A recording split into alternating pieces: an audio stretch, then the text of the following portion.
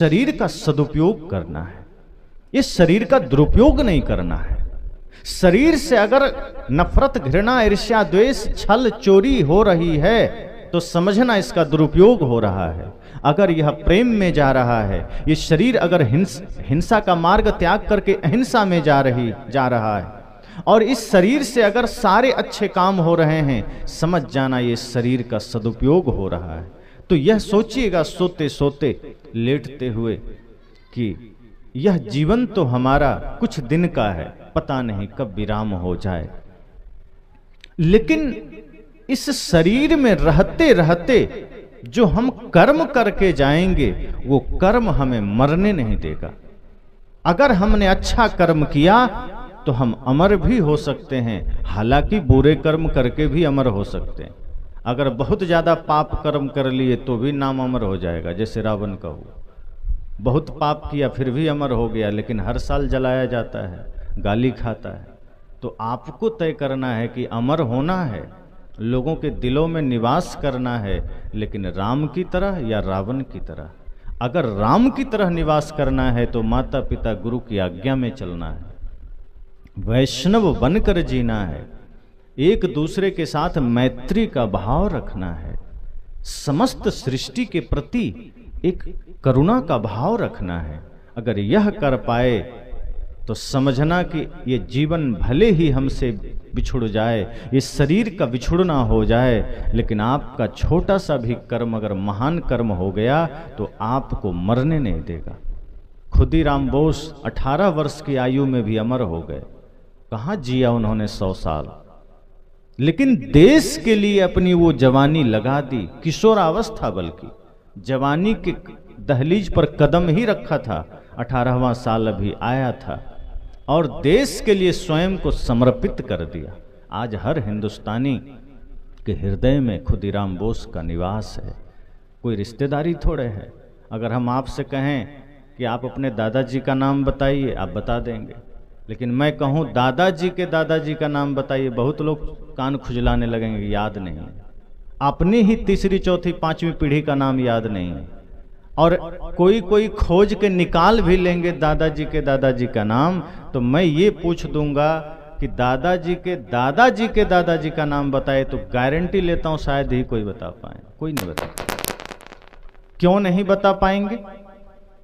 क्योंकि आपकी पीढ़ी में ऐसा कोई महान काम उन लोगों ने नहीं किया जिससे याद रखा जाए। लेकिन अगर मैं कहूं माता शबरी का नाम जानते हैं, कहेंगे हाँ बिल्कुल जानते हैं, कोई परिवार के नहीं हैं, 5000 साल पहले हुए हैं। सदगुरु कबीर को जानते हैं, बुद्ध को जानते हैं, भगत सिंह को जान रहे हैं। क्यों जान रहे हैं? खुदीराम बोस को जान रहे हैं, लक्ष्मीबाई, मीराबाई को जान रहे हैं। कोई पारिवारिक संबंध नहीं, कोई रिलेशन नहीं, कोई खानदान में नहीं आते, लेकिन उन्होंने वो काम किया है जिससे दुनिया उन्हें जान सके। इसलिए जब सोने जाइए बिस्तर पर तो ये आंखें बंद करिए कि शरीर तो नश्वर है, आज है कल नहीं रहेगा। इसकी सारी चमक दमक क्षण भर के लिए है, ये क्षण भर में राख हो सकता है, लेकिन इसमें रहते रहते हमें वो कर्म कर जाना है, वो कर्तव्य कर जाना है जिससे ये शरीर हमें मुक्ति के पथ पर ले जा सके, हमें अमर बना सके। और शरीर ही माध्यम है। शरीर खुद नश्वर है, लेकिन उसमें इतना सामर्थ्य है कि वो आपको अमर बना देता है। शरीर जैसे छत की ढलाई होती है ना, तो डायरेक्ट ढलाई तो नहीं होगी, उसके लिए पहले सेट्रिंग लगाना पड़ता है, बांस, खूंटा, पटरा सब लगाना पड़ता है। छत अस्थाई है, लेकिन उस अस्थाई के लिए अस्थाई व्यवस्था सेट्रिंग लगानी पड़ती है। उसके बाद छत उस पर टिकता है। जब छत अपने आप में खड़ा हो गया, सामर्थ्य अपना जागरूक कर लिया, तो सेट्रिंग खोल के हटा दिया जाता है, उसका कोई मोल नहीं। ये शरीर भी सेट्रिंग है। आपको अमर बनाने के लिए, आप अमर बन सकें उसके लिए इस क्षणभंगुर शरीर आपको मिला है, और जब तक यह टिका हुआ है तब तक छत को सही कर लीजिए। अगर सेट्रिंग लगे लगे में छत गड़बड़ हो गई तो सेट्रिंग हटाते ही छत नीचे आ जाएगी। लेकिन आप ध्यान रखते हैं घर में कि घर में ऐसी भूल ना हो, पर जीवन में ये भूल प्रतिदिन हो रहा है। जीवन में यह भूल हम कदम कदम पर कर रहे हैं। इसलिए ध्यान रहे कि बिस्तर पर जब जाइए सोने तो ये संकल्प लीजिए कि शरीर हमारा नहीं है, राख हो सकता है, राख होना ही है। या तो मिट्टी में दब जाएगा, या आग में जल जाएगा, या पानी में बह जाएगा। इससे ज्यादा इसका कोई गति नहीं है। फिर इस शरीर में रहकर हम हिंसा के मार्ग पर क्यों चलें, लोभ के मार्ग पर क्यों चलें? इस शरीर से पाप क्यों कमाएं? क्यों ना पुण्य कमा कर चलें? शरीर तो वैसे भी मेरा नहीं है, ये ले लेगा। जिस मिट्टी पानी आग हवा से निर्मित हुआ है वो प्रकृति से वापस कर लेगी। तो जो शरीर को वापस ही दे देना है तो क्यों इसका मोह करना? जो शरीर अपना नहीं उसका मोह क्यों करना? अच्छा है, इसको लौटा देना है, लेकिन जैसा दिया है वैसा ही लौटाना है। प्रकृति ने जो शरीर दिया है साफ सुथरा दिया है ना। देखिए बच्चों को, छोटे छोटे बच्चों के आंखों में देखिए सौम्यता है, निर्मलता है, चेहरे पर मासूमियत है। तभी तो कहते हैं बच्चे भगवान के रूप होते हैं।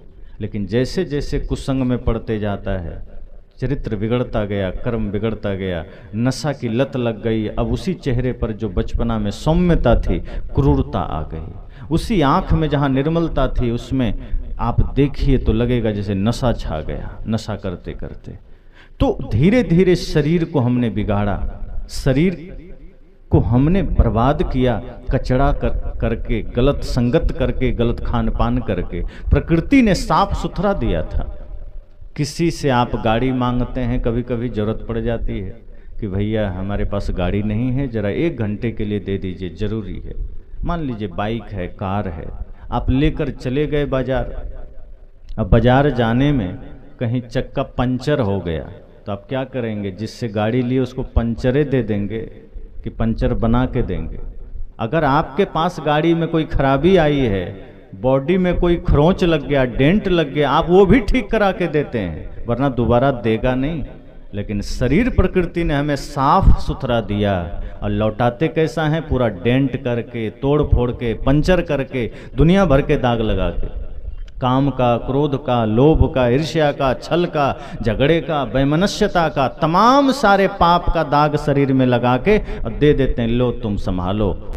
गुरु धोबी शिष्य कपड़ा, तभी तो कहा साहब ने कि गुरु धोबी हैं, शिष्य कपड़ा हैं। अपने शरीर रूपी कपड़े को ले जाना गुरु के पास, और गुरु जब धोएं तो धुला लेना, निर्मल कर देंगे।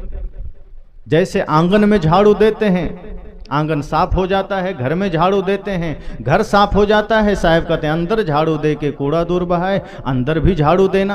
अब अंदर वो बाहर वाला झाड़ू थोड़े पड़ेगा। अब कोई सोचे कि झाड़ू देना है, नारियल का झाड़ू चबा जाए, फिर तो मामला गड़बड़ हो जाएगा। अंदर झाड़ू देना है मतलब ज्ञान का झाड़ू देना, वैराग्य का झाड़ू देना है, सदगुरु के वचन का झाड़ू देना है। और जब ज्ञान का झाड़ू भीतर चलेगा तो हृदय रूपी आंगन पवित्र हो जाएगा। इसलिए मैंने कहा कि जब बिस्तर पर जाइए संकल्प लीजिए, जीवन थोड़ा है, पता नहीं कल क्या हो। शरीर मेरा नहीं है, यह शरीर तो मेरा घर है, मैं इसमें रहता बस हूं। जैसे ये घर आपका घर है, आप इसमें रहते हैं, टूट जाए तो घर का टूटना आपका टूटना नहीं है, घर का बिखरना आपका बिखरना नहीं है। घर धराशायी हो गया फिर भी आप रहेंगे, क्योंकि घर टूटा है। शरीर का बिखरना आपका बिखरना नहीं है, आप तो फिर भी रहेंगे। तो शरीर अगर बिखर गया या घर आपसे छिन गया, ये घर प्रकृति ने ले लिया, तो समझना कि ये तो उसी का था, ले लिया, इसका गम क्या करना। मृत्यु से भयभीत क्यों होना? जिसका है वो ले लेगा। आप किराए पर मकान लेते हैं, शहरों में बच्चे जो पढ़ाई करते हैं बाहर किराए पर मकान ले लेते हैं, घर की सफाई रखते हैं, बढ़िया देखभाल करते हैं, पोछा झाड़ू करते हैं, जब तक उसमें रहते हैं अपना समझ करके झाड़ते पोछते हैं। पर जिस दिन उस घर को खाली करके घर आ गए और 1 महीने बाद पता चला वो कमरा टूट गया, तो आपको दुख होता है क्या? क्यों? क्योंकि आप जानते हैं किराए का था, मेरा था नहीं, तो क्यों दुख होना, क्यों परेशान होना? किराए का था, छूट गया, छूट गया। ऐसे ही ये शरीर भी तो किराए का है। तो जब शरीर ही किराए का है तो शरीर से जुड़े हुए प्राणी पदार्थ आपका हुआ। जो शरीर ही आपका नहीं है, इससे जुड़े हुए प्राणी पदार्थ आपका नहीं हो सकता। तो बिस्तर पर यह संकल्प लीजिए कि यह शरीर मेरा नहीं। ये तो मन से, भाव से पहले ही छोड़ दीजिए इसे, और जिस दिन आप पहले ही छोड़ देंगे तो जाते समय दुख नहीं होगा। बल्कि क्या होगा, एक सिंहासन चढ़ चले एक बंधे जात जंजीर। सदगुरु कहते हैं कि जिस दिन आपने खुद से शरीर को भाव से अलग कर दिया कि मेरा नहीं, प्रकृति का है, काम करने के लिए मिला था, धर्म का, भक्ति का, सत्य का, गुरु सेवा का, और वो अगर हमने कर लिया तो जाते समय क्या होगा, एक सिंहासन चढ़ चले, अर्थात एक सम्मानित होकर जाएगा, पूजनीय होकर जाएगा, और एक जंजीरों में बंध कर जाएगा, रोते हुए जाएगा, अपमानित होकर जाएगा। इस धरती से जाइए तो सम्मानित होकर जाइए। कहीं कुर्सी पर आप बैठे हैं, कोई हटा दे तो अपमान है, और खुद हट जाइए तो सम्मान है। किसी पद पर आप हैं, कोई आपको बर्खास्त कर दे तो अपमान है, और खुद से त्यागपत्र दे दीजिए तो सम्मान है।